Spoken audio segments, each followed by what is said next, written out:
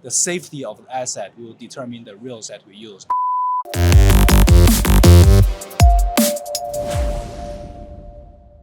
What are some of the initiatives that OCBC is doing in terms of tokenization?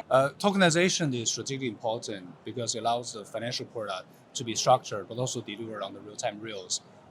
If you look at the current market infrastructure, it is still subject to the cut-off times, subscription redemption windows, and price slippage, which is actually one step behind. But with tokenization, the investment can become 24/7, real-time, fractionalized, and even bespoke. And this caters especially well to the digital native, but also giving us a huge improvement in terms of availability, but also the fluidity in the market. In 2025, the OCBC has shifted from testing to actually commercializing some of these ideas. For example, since the initial launch in November 2024, we have completed 20 bespoke tokenized bond transactions. And this helps us because it confirms the full lifecycle works, the controls are solid, the governance is ready to scale safely, and because the structure actually supports the T+0 subscription and redemption, and that gives the investor the same day access and exit, and also giving the access to investor to the likes of quasi-government bond, for example, that have not really available, usually available in the secondary market. Another big milestone for us is actually the launch of the $1 billion digital U.S. commercial paper program powered by the blockchain technology. This helps us to strengthen our liquidity resilience and also giving us the fast access to the $1.4 trillion of the USCP market, which is the key source of the balance sheet flexibility in this current volatile global landscape. I mean, going forward, we're also expanding tokenization to cover more product types. For example, the fixed income and also asset and wealth management space. We also exploring the use of public blockchains and also regulated stablecoins for efficiency and also cross-border reach. I mean, all this effort actually positioned the OCBC at the forefront of a stronger, more resilient, and more digital, global market. How are you measuring ROI on that front? And is it any different from how you measure ROI for your traditional settlement system? We look at actually basically three things: the customer satisfaction, the capital efficiency, and operational savings. I'm very glad to say that actually the early results across all the three have been very positive. What were some of the changes that needs to be made in order to support all of this? The technology is actually ready, but to scale up the tokenization requires more than good software code. It actually comes down to how to build unbreakable trust. I think there are three things need to move together: the governance, interoperability, and also the operational readiness. That's why we have worked very closely with the MES in Project Guardian, and most recently the Bloom initiative is to make sure that actually the governance is actually aligned from the start. And also the operationally, we are upgrading our reconciliation, our treasury workflow management systems, and that's just to make sure that we can cater for the real-time finance.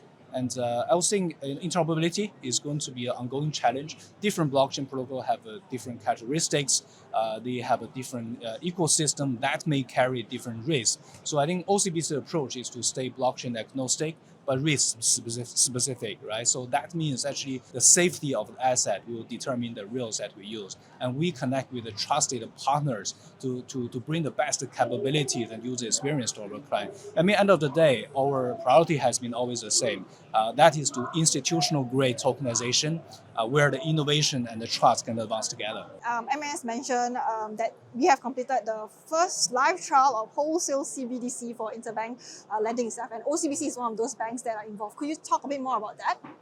Sing-dollar testnet is essentially Singapore's sandbox for wholesale central bank digital currency and the programmable liquidity. I think from OCBC perspective, its value is very practical.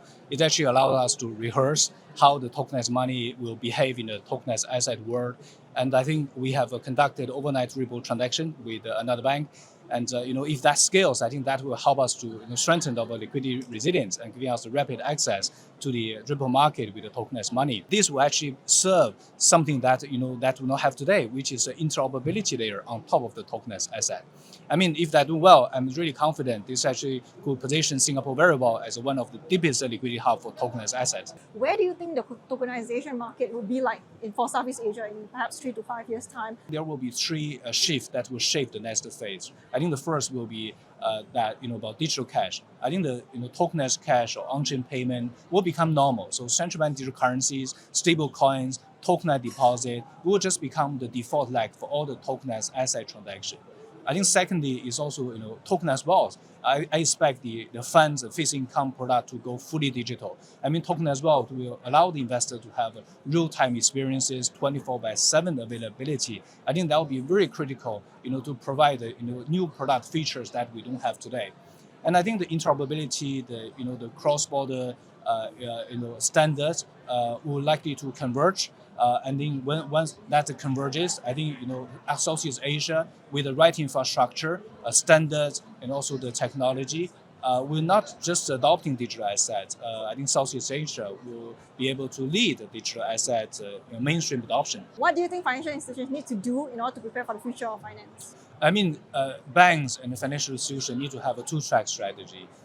Track one is about offensive, right? So I think we have to make sure the safety of the assets stays the top priority, and make no matter it's a digital dollar or it's a tokenized asset, to be the safest asset, on this planet. On the other hand, on track two, we need to also have a little bit strategic but also defensive strategy. The FIs and banks need to learn how to interoperate with the other regulated stable coins, including global stable coin, but also tokenized deposit that's actually have been issued by multiple commercial banks. I think once we have a both track that's in place, the banks in Singapore will be very well placed.